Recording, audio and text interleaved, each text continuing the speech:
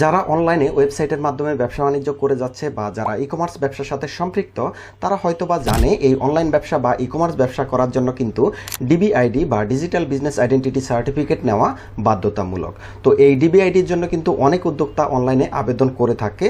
তাদের মধ্যে কিছু উদ্যোক্তা কিন্তু অনলাইনে এই ডিবিআইডি লাইসেন্সটি পেয়ে যায়, কিন্তু অলমোস্ট 90% উদ্যোক্তা কিন্তু অনলাইনের মাধ্যমে এই ডিবিআইডি লাইসেন্স পায় না। তো কেন এই সমস্ত উদ্যোক্তারা ডিবিআইডি লাইসেন্স পায় না, তাদের কোন ভুলগুলো এই আবেদনের সময় তারা করে থাকে, সে সমস্ত বিষয় নিয়ে আজকের এই ভিডিওতে আলোচনা করার চেষ্টা করব।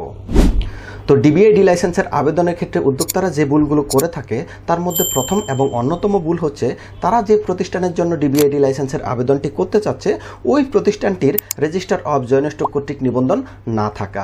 সেক্ষেত্রে তারা যে কাজটি করে শুধুমাত্র একটি ট্রেড লাইসেন্স দিয়েই কিন্তু তারা ডিবিআইডি লাইসেন্সের জন্য আবেদন করে। সেক্ষেত্রে শুধুমাত্র ট্রেড লাইসেন্স থাকার কারণে কিন্তু ওই প্রতিষ্ঠানটির ডিবিআইডি লাইসেন্স পাওয়ার সম্ভাবনা অনেক কম থাকে।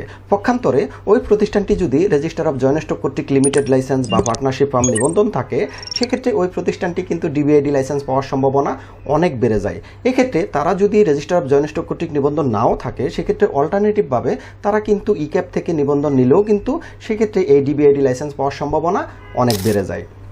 এর পরবর্তীতে দ্বিতীয় যে কারণে তাদের এই ডিবিআইডি লাইসেন্সটি হয় না সেটি হচ্ছে তারা যে লাইসেন্সগুলো সাবমিট করে সেই লাইসেন্সগুলো নবায়নকৃত থাকে না।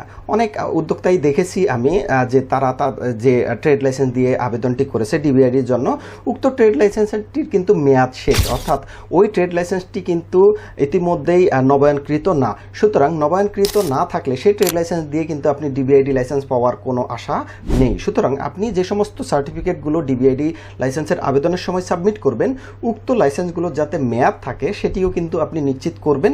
সেক্ষেত্রে কিন্তু আপনার ডিবিআইডি লাইসেন্স পাওয়ার সম্ভাবনা বেড়ে যাবে।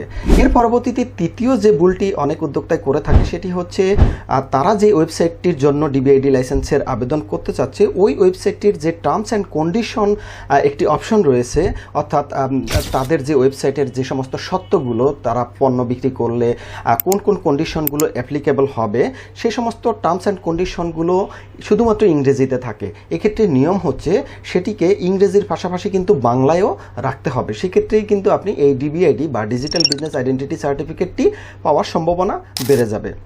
তো মূলত এই ডিবিআইডি আবেদনের ক্ষেত্রে কিন্তু উদ্যোক্তারা এই তিনটি ভুল করে থাকে, আরও অনেকগুলো ভুল তারা করে থাকে যার কারণে কিন্তু তারা ডিবিআইডি লাইসেন্স পাচ্ছে না।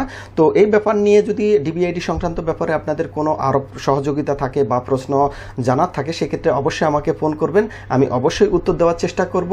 তো ভিডিওটি দেখার জন্য সবাইকে ধন্যবাদ। আল্লাহ হাফেজ।